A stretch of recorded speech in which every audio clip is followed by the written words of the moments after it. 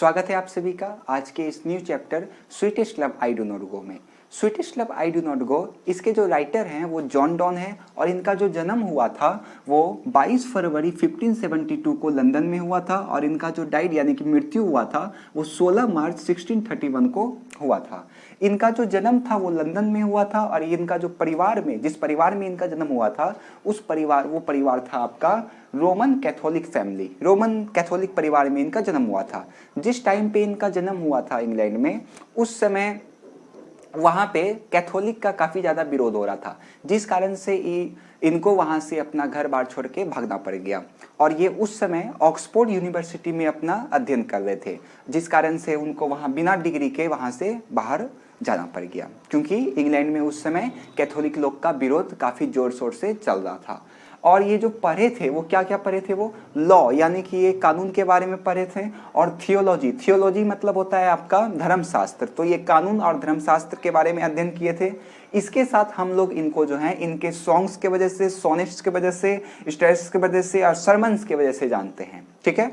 और विशेष बात जिससे ऑब्जेक्टिव पूछा जा सकता है, तो इनको मेटाफिजिकल पोएट के रूप में भी हम लोग जानते हैं, इन्हें हम लोग मेटाफिजिकल पोएट भी बोलते हैं। ये मेटाफिजिकल पोएट क्या होता है, तो वह कविता जिसको हम लोग गाने के द्वारा गाते हैं उसी को हम लोग मेटाफिजिकल बोलते हैं, ठीक है। और इसके साथ साथ जो आपका sweetest love I do not गो, ये आपका पोयम है, ये कुल 5 स्टेंजा में बटा हुआ है। टोटल कितना स्टेंजा है इसमें, 5 स्टेंजा। और यदि आप चैप्टर को पढ़ते हैं अच्छा से तो आपको पता चल जाएगा कि ये जो पोइट्री है आपका, ये जो पोएम है आपका, वो एक सेपरेशन का पोएम है, यानी कि अलगाववाद का पोएम है, ठीक है। अब सबसे पहले आप लोग राइटर के बारे में परिचय लीजिए, जॉन डॉन कौन थे। तो देखिए, जॉन डॉन इंग्लैंड में इनका जन्म हुआ था, जो कि रोमन कैथोलिक परिवार में इनका जन्म हुआ था, और इनके धर्म की वजह से इनको ऑक्सफोर्ड यूनिवर्सिटी से बाहर निकाल दिया गया था। और ये काफ़ी विद्वान थे, लेकिन इन्होंने नौसेना अभियान में हिस्सा लिया था और अपने जो संरक्षक की भतीजी थी उसके साथ इनका अफेयर चल गया था, जिस कारण से दोनों ने चुपचाप विवाह कर लिया। हाँ, इनकी जो संरक्षक की जो पुत्री थी, भतीजी थी, सॉरी, उनकी जो संरक्षक की जो भतीजी थी, संरक्षक मतलब बॉडीगार्ड, उसके साथ इनका अफेयर चल गया था और दोनों ने चुपकर शादी कर लिया था, जिस कारण से इनको जेल भी हुआ था। किंतु शादी इनका कानूनी रूप से सही था, जिस कारण से इसको जेल से बाहर निकाल दिया गया। और जो इनकी पत्नी थी, उनकी पत्नी का नाम एनी मोरे था, याद रखिएगा, इनकी पत्नी का नाम एनी मोरे था। ये जो है अपना 12वां संतान को जन्म देने समय इनका मृत्यु हो गया था।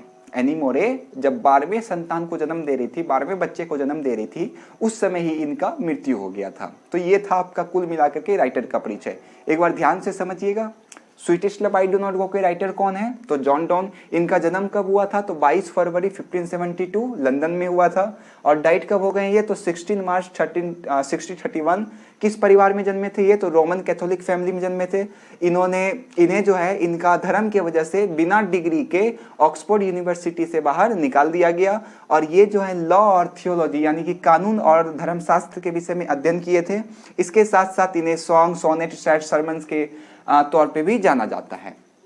इसके साथ साथ sweetest love I do not गो कौन सा पोएम है, तो मेटाफिजिकल पोएट है। ये पोएम कुल कितने स्टेंजा में बटा हुआ है, तो 5 स्टेंजा में है ये। और ये पोएम जो है आपका सेपरेशन का पोएम है और इसकी जो वाइफ का नाम है वो एनी मोरे है। तो राइटर्स के परिचय से ही देखिए कई सारा ऑब्जेक्टिव उठ के आ रहा है, तो हम पूछते चल रहे हैं, आप लोग ऑब्जेक्टिव का जवाब देते चलिएगा। पहला क्या है आपका, राइटर कौन है, जॉन डॉन। बर्थ 22 फरवरी 1572 लंदन में। डाइड 16 मार्च 1631। किस परिवार में जन्मे थे, तो रोमन कैथोलिक फैमिली, क्रिश्चियन थे ये।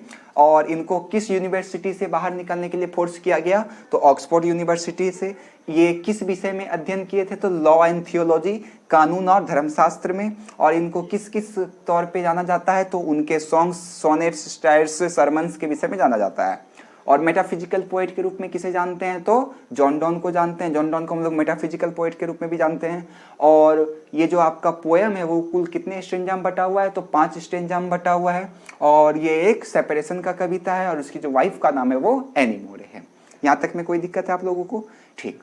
अब ध्यान से आप समझिएगा चैप्टर के बारे में, आखिर चैप्टर हम लोगों से क्या बोल रहा है। उससे पहले आप लोग ध्यान से समझिए। देखिए, जब हम लोगों का चैप्टर कंप्लीट हो जाएगा उसके बाद आपको इस चैप्टर का ऑब्जेक्टिव सॉल्व करवाया जाएगा, क्वेश्चन आंसर करवाया जाएगा और समरी करवाया जाएगा। और समरी मेरे तरह हमको नहीं लगता है कि कोई भी आपको इतना इजी समरी बताएगा। इजी इंग्लिश और इजी हिंदी, हिंदी से इंग्लिश ट्रांसलेट करवा करके आपको हम समरी करवाएंगे। केवल इंग्लिश लिखाएंगे नहीं, तब तो वो रटने वाला काम हो गया। पहले हिंदी देंगे आपको समरी का एकदम सिंपल लैंग्वेज में, उसके बाद आपको उसका अंग्रेजी देंगे, ताकि आप लोगों को समरी में कोई दिक्कत ना हो, क्योंकि समरी ही आपका 10 नंबर का पूछा जाता है एग्जाम में। 2 समरी पूछता है, पोइट्री और प्रोस से, इसलिए ध्यान से समझना है। और रही बात, इसको आप लोग नोट डाउन कर लीजिए या तो स्क्रीनशॉट ले लीजिए। इसको स्क्रीनशॉट लेने के बाद अगर आप चाहते हैं कि इसका आपको कुछ नोट्स मिल जाए तो आप मेरे contact WhatsApp number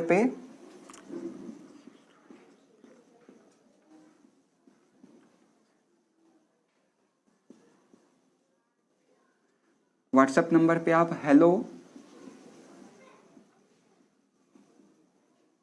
hello easy way करके आप मैसेज कर दीजिएगा। हम आपको इसका फोटो दे देंगे। जो हम नोट्स बनाते हैं इस चैप्टर का टाइपिंग करके, आपको उसका नोट्स मिल जाएगा। समरी का आपको चाहते हैं आप तो आपको मिल जाएगा। आप केवल इस नंबर पे हेलो इजी वे करके मैसेज कर दीजिएगा, आपको फोटो दे दिया जाएगा। ठीक,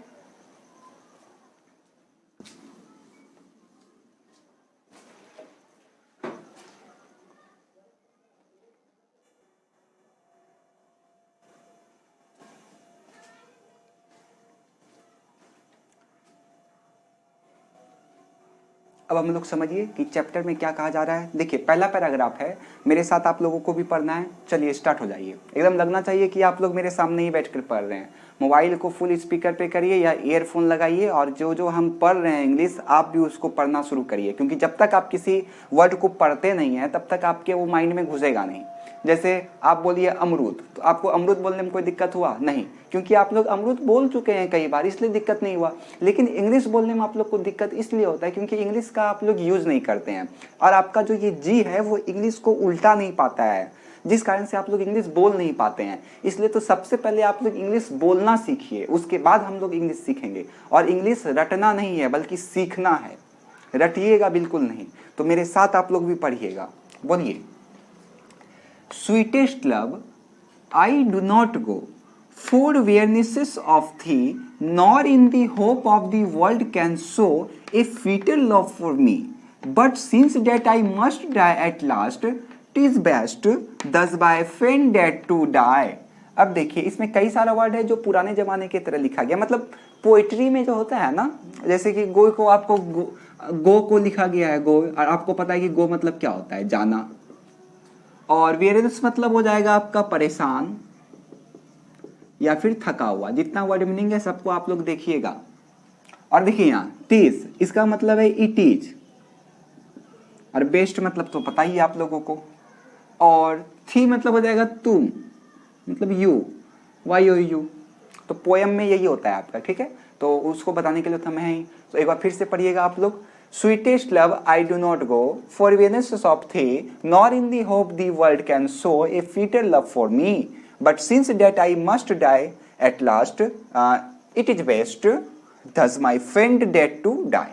देखिए हिंदी क्या बोला जा रहा है इसका। स्वीटेस्ट लव, प्रियतम, स्वीटेस्ट लव, प्रियतम।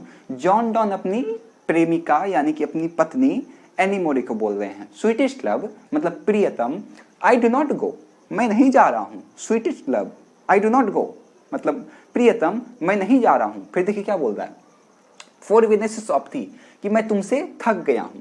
स्वीटेस्ट लव, प्रियतम मैं नहीं जा रहा हूं इसलिए कि मैं तुमसे थक गया हूं या परेशान हो गया हूं। Nor in the hope the world can show a fitter love for me. Fitter मतलब हो जाएगा आपका बेटर, और ना ही इस आशा में, होप मतलब क्या होता है, आशा, और ना ही इस आशा में कि दुनिया जो है तुमसे बेहतर प्यार मुझे दे पाएगी। समझ में आ रहा है क्या बोला जा रहा है हिंदी।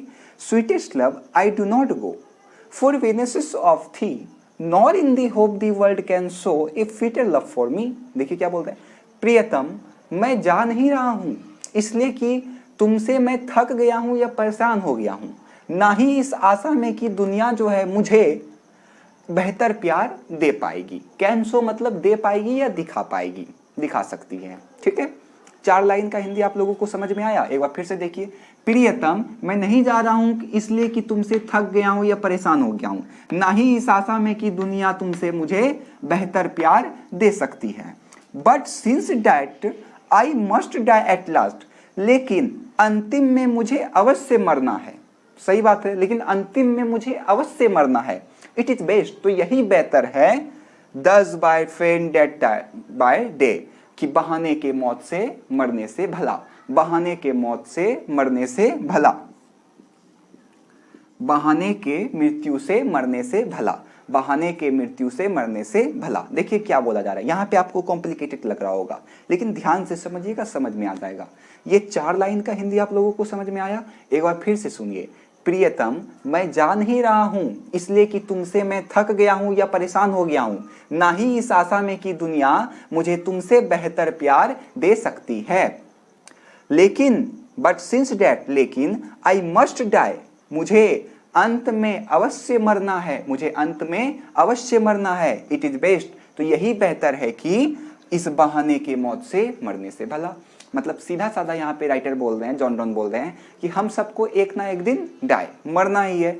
तो मतलब जॉन डॉन एक्सेप्ट कर रहे हैं डेथ को, मृत्यु को एक्सेप्ट कर रहे हैं वो, कि हम सभी को अंत में अवश्य मरना है। तो क्यों हम लोग इस बहाने के मौत से मरे? जैसे कि आप लोगों का भी अगर किसी परिजन का मृत्यु हो जाता है तो हम लोग उसके गम में 1 दिन, 2 दिन, 3 दिन, 13 दिन, 1 महीना ज़्यादा से ज़्यादा रहते हैं। लेकिन अगर हम उसी के गम में डूबे रहते हैं तो वो गलत है, ठीक है? तो वही जॉन डॉन यहाँ पे बोलते हैं कि but since that I must die at last, कि लेकिन हमको अंत में, एट लास्ट, अंत में अवश्य हमको मरना है, इसलिए यही बेहतर है कि हम यहाँ से चले जाएं, हम तुम्हारे पास से चले जाएं। लेकिन तुम ये मत सोचना कि हम तुमसे थक करके जा रहे हैं या फिर दुनिया हमको तुमसे बेहतर प्यार दे पाएगी।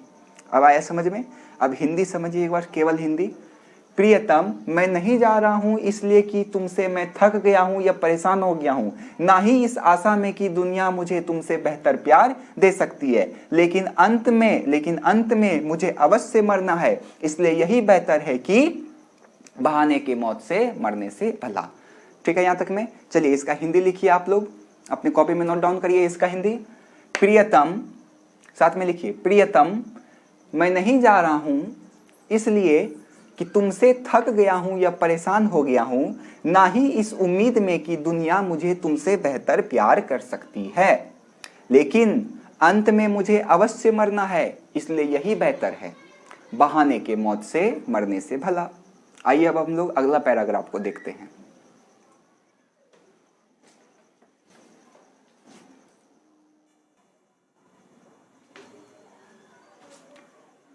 देखिए अगला पैराग्राफ में बोल रहा है, चलिए साथ में मेरे पढ़िए आप लोग।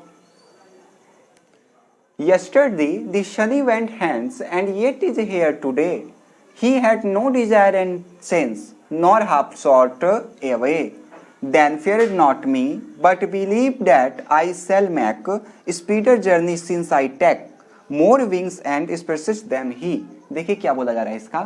Yesterday तो पता होगा, शनि मतलब यहाँ पे सन, सन मतलब आपको पता है सूरज, और डिजायर मतलब होता है लक्ष्य,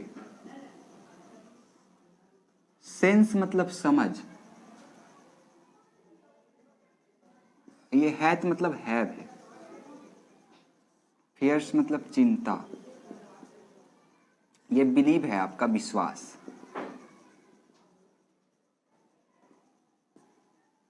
स्पीडर मतलब आप कह सकते हैं तेज, जर्नी मतलब यात्रा, विंग्स मतलब पंख, इंस्पिरेशन मतलब प्रेरणा। देखिए क्या कहा जा रहा है अगला पैराग्राफ में। Yesterday the sun went hence, यानी कि पिछला रात जो है सूरज यहाँ से चला गया। Yesterday the sun went hence, यानी कि पिछला रात सूरज यहाँ से चला गया। And yet is here today, और आज वो फिर यहाँ है। क्या कहा जा रहा है इसका मतलब कि पिछला रात यहाँ से सूरज का अस्त हो गया, लेकिन आज फिर से सूरज यहाँ उसका उदय हो गया है। ठीक है।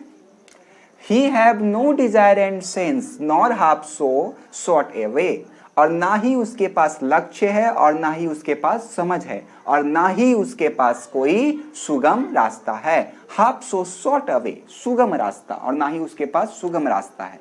तो क्या कहा गया इन 4 लाइन का हिंदी? देखिए, पिछली रात सूरज यहाँ से चला गया, वेंट मतलब चले गया, एंड और अगला दिन वो यहाँ पुनः आ गया। उसके पास लक्ष्य और समझ नहीं है, ना ही उसके पास कोई सुगम रास्ता है। 4 लाइन का हिंदी फिर से ध्यान से सुनिएगा और नोट करिएगा। पिछली रात सूरज यहाँ से चला गया और आज वो पुनः आ गया। उसके पास लक्ष्य और समझ नहीं है, ना ही कोई सुगम रास्ता है। ठीक है, अगला देखिए। देन फियर नॉट मी, मेरी चिंता नहीं करो। डेट फियर नॉट मी, मेरी चिंता नहीं करो। बट बिलीव डेट, लेकिन विश्वास रखो। I shall make speeder journey since I take, मतलब मैं जब भी कदम लूंगा तो मैं स्पीडर जर्नी, तेजी से यात्रा करूंगा। मोर विंग्स एंड स्पेशल दैम ही, यहाँ पे ही का मतलब सन है, SUN, सन मतलब सूरज। और जब भी मैं यात्रा करूंगा तो तेज यात्रा करूंगा और अधिक पंख और प्रेरणा के साथ। सूरज की तुलना, सूरज की तुलना में, देन मतलब तुलना, सूरज की तुलना में अधिक पंख मतलब ज्यादा पंख और प्रेरणा के साथ तेजी से मैं यात्रा करूंगा। एक बार हिंदी ध्यान से समझिएगा। पिछली रात सूरज यहां से चला गया और आज वो पुनः आ गया। उसके पास लक्ष्य और समझ नहीं है, ना ही कोई सुगम रास्ता है। मेरी चिंता नहीं करो, बट लेकिन विश्वास रखो मेरे पे। मैं जब भी यात्रा करूंगा तो तेज यात्रा करूंगा, वो भी अधिक पंख और प्रेरणा के साथ, सूरज की तुलना में। अब देखिए इस पैराग्राफ से आपका ऑब्जेक्टिव कितना उठ रहा है। आपसे पूछ देगा कि dash have no desire and sense, तो किसमें आपको टिक करना है? सन में टिक करना है। पैराग्राफ को ध्यान से समझना है, तभी आप लोगों से ऑब्जेक्टिव क्लियर हो पाएगा। यदि आप लोग पैराग्राफ को ध्यान से नहीं समझते हैं तो ऑब्जेक्टिव समझने में दिक्कत होगा। इसलिए पैराग्राफ को ध्यान से समझिए। आप इस वीडियो को 1 बार 2 बार 3 बार, जब तक समझ में नहीं आता है तब तक आप लोगों को इस वीडियो को देखना है। ठीक है, तो इस पैराग्राफ में किसी को कोई दिक्कत है? नहीं। चलिए आगे बढ़ते हैं हम लोग।